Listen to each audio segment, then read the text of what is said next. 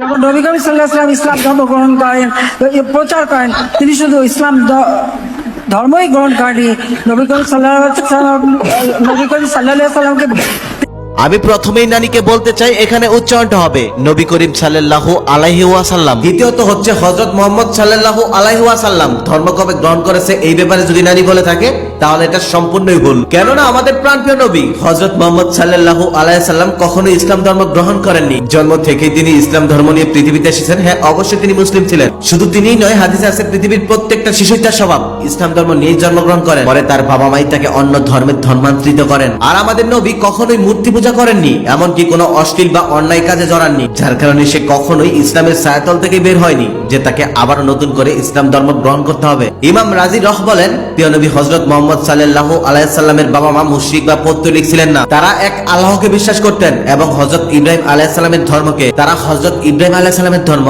হানিফ ধর্মে প্রতিষ্ঠিত ছিলেন। তারা কখনো মূর্তি পূজা করেছেন এই মর্মে কোনো প্রমাণ নেই। আবার তাদের নামও প্রমাণ করে তারা মুশরিক ছিলেন না। আল্লামা জালালউদ্দিন এই বিষয়ে 4টি পুস্তকে 9টি প্রবন্ধ লিখেছেন, যাতে তিনি প্রমাণ করেছেন রাসূল সাল্লাল্লাহু আলাইহি সাল্লামের পিতামাতা জান্নাতি, তারা জাহান্নামী নন, তারা মুশরিক বা পৌত্তলিক ছিলেন না। প্রিয় নবী হযরত মুহাম্মদ সাল্লাল্লাহু আলাইহি সাল্লাম কবে ইসলাম ধর্ম গ্রহণ করেছেন এই ব্যাপারে যদি নানি বলে থাকেন তাহলে এটা সম্পূর্ণই ভুল। আর যদি বলে থাকে যখন থেকে ধর্ম প্রচার করে তাহলে ঠিক আছে, তারপরেও উচ্চারণে ভুল।